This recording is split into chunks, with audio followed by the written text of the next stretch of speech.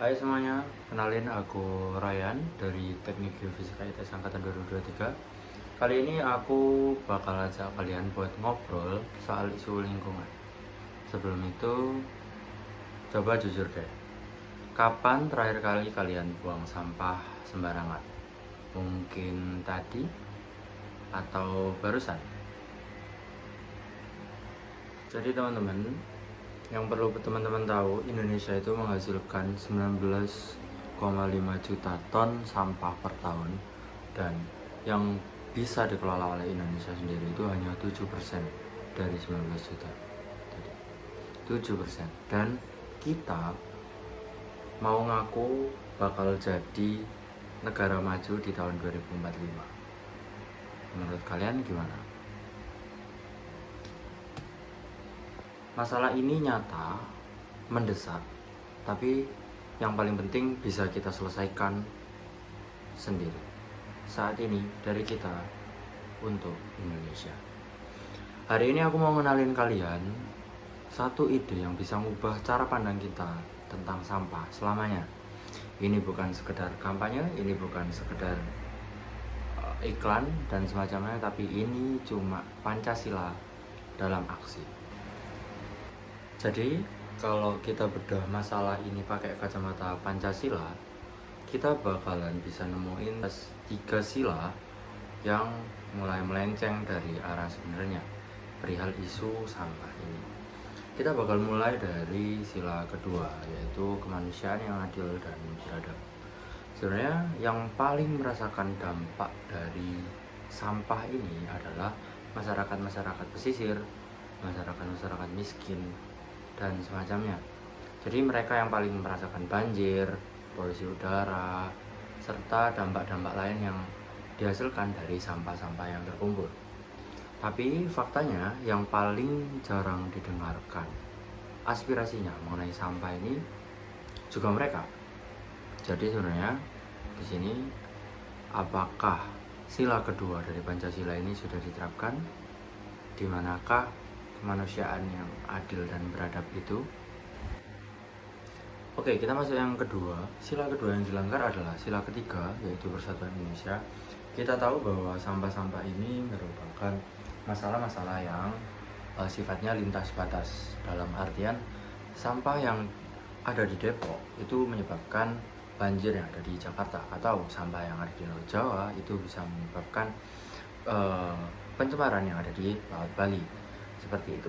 Jadi sebenarnya masalah ini itu sudah lintas batas, tapi dalam penanganannya masih di sektoral, atau cuma orang-orang yang ada di daerah terdampak yang menangani masalah ini. Jadi sebenarnya apakah sila 3 ini sudah diterapkan? Persatuan Indonesia itu di mana? Apakah kita menganalisa akar masalah dari pencemaran dan banjir yang terjadi di Indonesia? Lalu yang ketiga, kita masuk ke keadilan sosial bagi seluruh rakyat Indonesia. Karena mengapa ini bisa masuk dalam isu sampah kali ini? Karena setiap sampah yang kita buang sembarangan itu bisa berdampak bagi orang lain. Misalnya dalam satu desa banyak orang yang buang sampah sembarangan, tapi dampak banjir dan pencemaran yang dirasakan itu bisa dirasakan oleh satu kecamatan. Jadi apabila kita membuang sampah sembarangan, kita telah melanggar dari sila kelima, yaitu keadilan sosial bagi seluruh rakyat Indonesia. Oke, karena itu kali ini aku mau kenalin teman-teman semua platform trashtalk.id. Ini rencananya bakal membantu kita semua, masyarakat Indonesia, buat mengatasi masalah-masalah sampah. Dan cara kerjanya simple. Kita cuma butuh smartphone yang sudah kita punya, dan kita bakal gunakan itu jadi agen perubahan untuk Indonesia yang lebih baik. Cara kerjanya ada 4 langkah. Yang pertama, kita memfoto sampah yang ada di suatu daerah, karena aplikasi tersebut rencananya sudah dilengkapi oleh GPS. Jadi kita bisa memotret sampah, dan di dalamnya ada AI yang mengecek sampah itu dikategorikan ke jenis sampah yang mana, lalu bakalan dilaporkan ke Dinas Lingkungan Hidup yang berwenang. Lalu yang ketiga, kalian bisa dapat reward dalam bentuk voucher belanja ataupun dalam bentuk saldo dari pelaporan yang teman-teman lakukan. Nah, yang keempat, bakalan ada mini quiz soal Pancasila dari trashtalk.id ini. Nantinya buat mengedukasi kita, gak cuma isinya buat melaporkan sampah, tapi kita juga bisa belajar dari aplikasi trashtalk.id ini.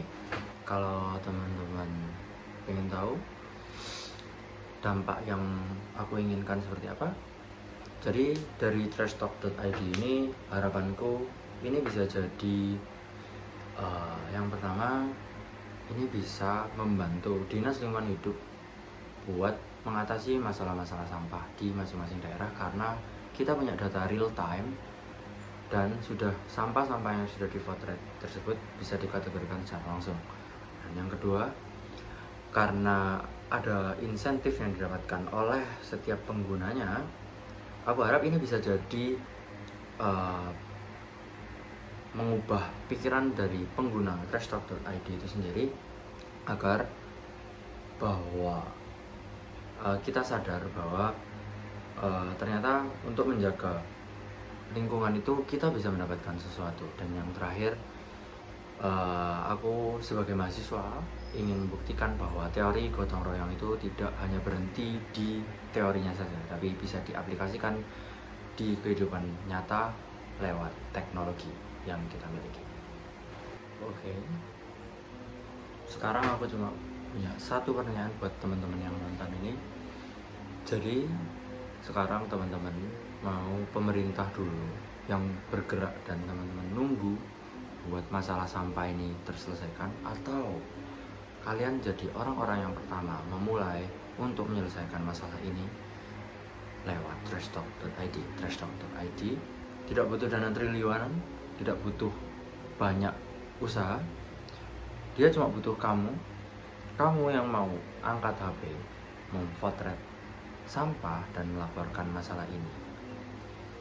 Satu titik, satu tempat, satu lokasi, dan satu gotong royong yang telah kita lakukan.